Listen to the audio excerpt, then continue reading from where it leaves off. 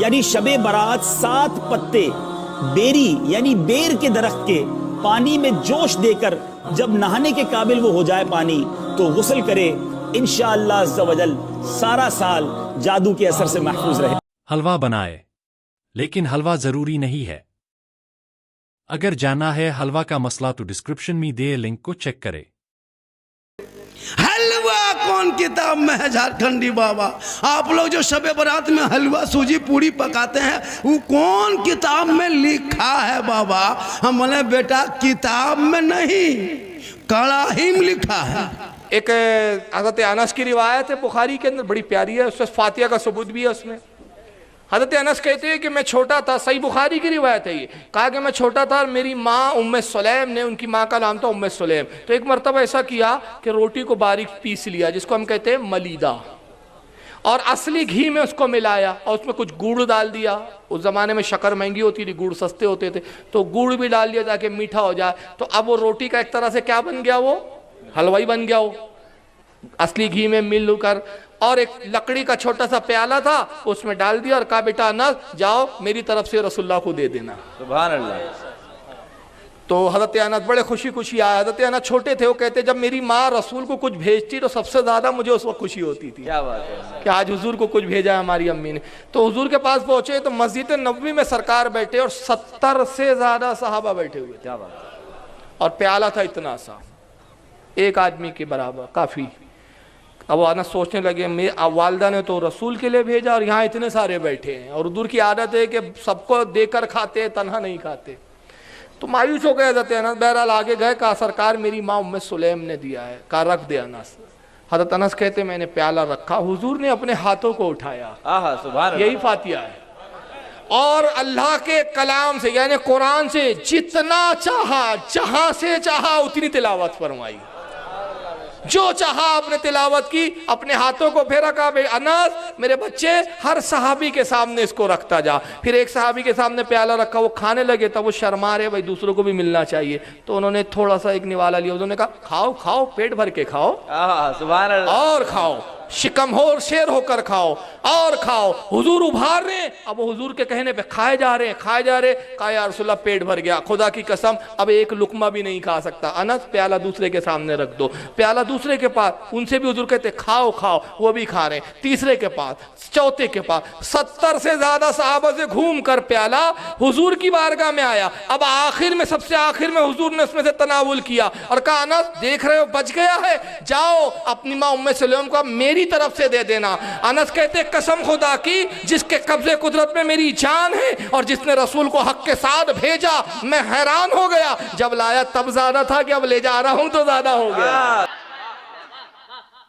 یہ قوم تو اتنی بھولی بھالی ہے، شب برات میں بھی فاتحہ کرنے کی شکتی نہیں، امام کے پیچھے توڑے گا۔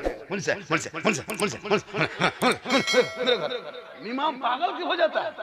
150-200 گھر ہے، یہ وہ امام سوجی حلوہ جٹر مٹر بٹر پوڑی بنا کے رکھ لیا، ہر امام کو کھوج رہا ہے۔ اب بچوں سب دیکھ رہا ہے کہ ہم بھی کھائیں گے، نہ مولوی صاحب کھانا دیجیے تب کھائیں گے۔ سوجی دیکھتے بہت بچہ سو جاتا، اتنے گھر میں آدمی ہے، گھر مکان بڑھیا ہے تو 3 کو قل واللہ شریف پڑھنے کے لائق نہیں۔ میرے عزیزوں، اب 15ویں شعبان سے پہلے اس سال جو کچھ بھی گزرا ہے اس پر اب ایک دروازہ بند ہوگا اور اللہ کی بارگاہ میں اس سال کی کتاب پیش ہوگی، یعنی شمسی سال کے اعتبار سے، انگریزی مہینوں کے اعتبار سے 2022 اور 23 انکم ٹیکس کا حساب ایسے ہی چلتا ہے، 20-21 21-22 22-23 اس طرح سے آپ کا 22 اور 23 کا حساب 4 دن کے بعد اللہ کریم کی بارگاہ میں جانے والا ہے۔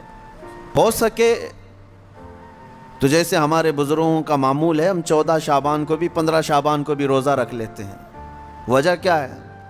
بعض لوگ خامخواہ ہم سے بحث کر رہے ہیں، اس کی دلیل کہاں ہے، اس کی دلیل کہاں ہے، یہ کہاں سے ثابت ہے، وہ کہاں سے ثابت ہے۔ ان کو شب برات کے روزوں کے متعلق بڑی عجیب سی بات ہے۔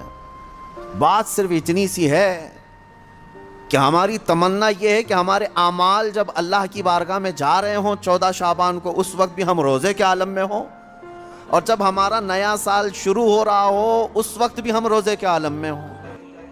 حدیث پاک یہ بھی اللہ کے حبیب صلی اللہ علیہ وسلم فرماتے ہیں، یہ بھی بخاری شریف اور مسلم شریف کی حدیث میں تلاوت کر رہا ہوں، آپ کے سامنے ترجمہ میں پڑھ رہا ہوں۔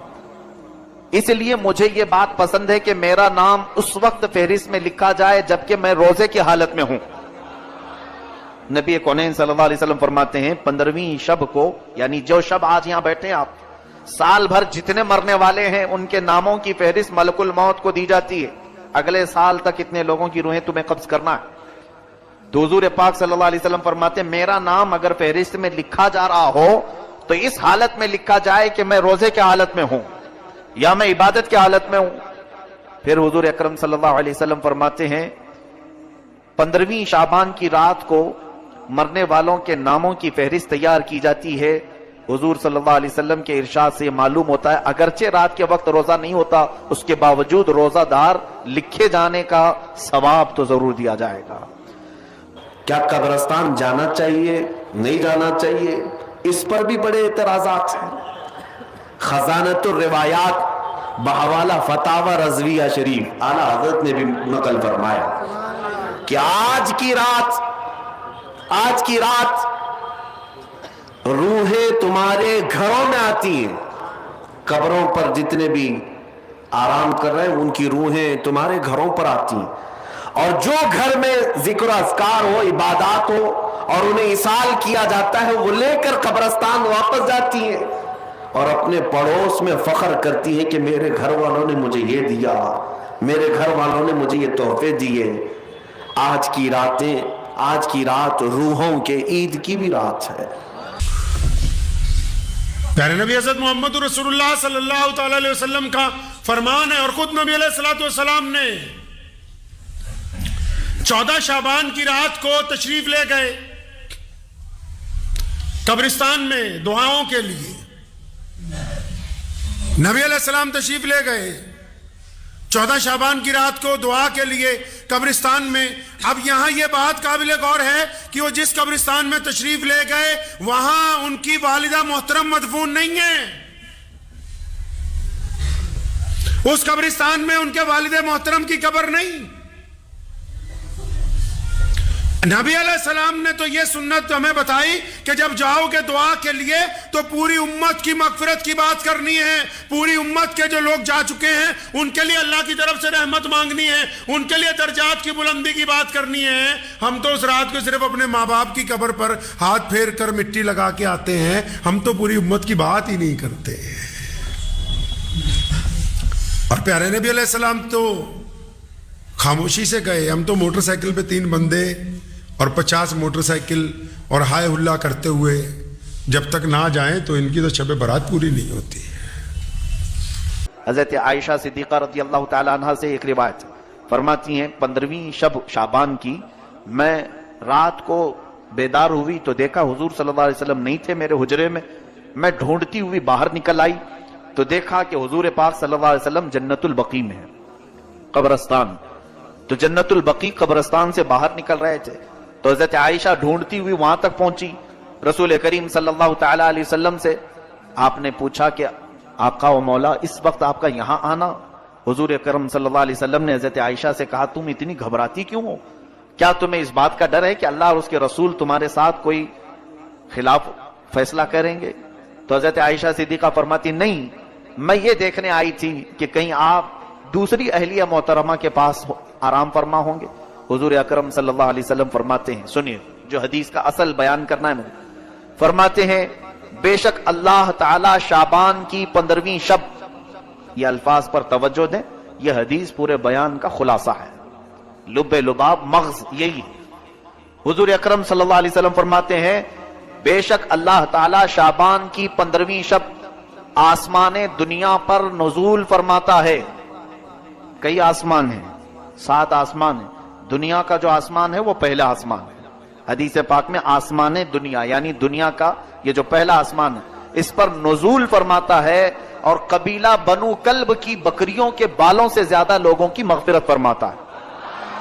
یہ کیا ہے قبیلہ بنو کلب؟ عرب میں ایک خاندان رہا کرتا تھا جس قبیلے کا نام، خاندان کا نام بنو کلب، وہ بکریاں پالتے تھے اور ان کی بکریوں کے بڑے بال ہوتے تھے، یعنی گھنے بال ہوتے تھے، حدیث پاک میں ان بکریوں والوں کا ذکر ہے کہ ان بکریوں کے جسموں پر جتنے بال ہوتے ہیں اتنی تعداد میں آج کی رات اللہ تعالیٰ لوگوں کو جہنم سے آزاد فرماتا ہے.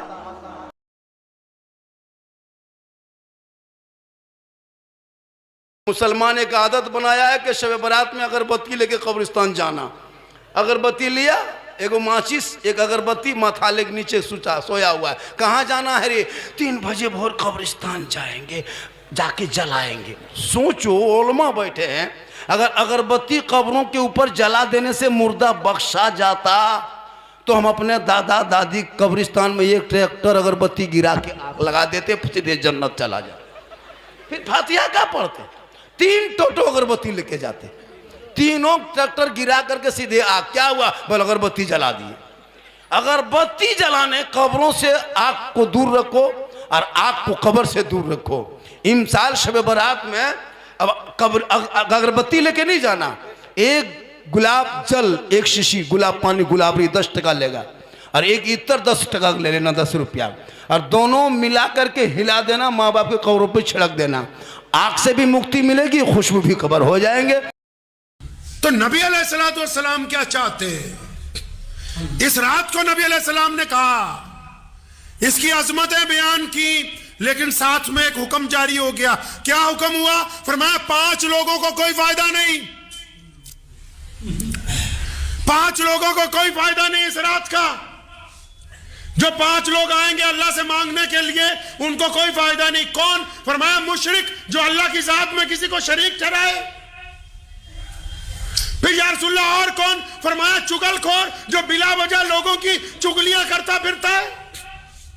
یا رسول اللہ اور کون؟ فرمایا متکبر جو یہ سمجھتا ہے کہ مجھ جیسا تو دوسرا ہے نہیں، یہ مجھ سے کمتر ہے، میں زیادہ دولت مند ہوں، میں زیادہ حسین ہوں، میں زیادہ عالم ہوں، میں زیادہ بڑا افسر ہوں، میں زیادہ بڑا چودھری ہوں، میں زیادہ بڑا بیپاری ہوں، میں زیادہ بڑا اختیار والا ہوں. جس کو تکبر ہے اپنی ذات پہ، اس کو بھی اس رات کا کوئی فائدہ نہیں ہے.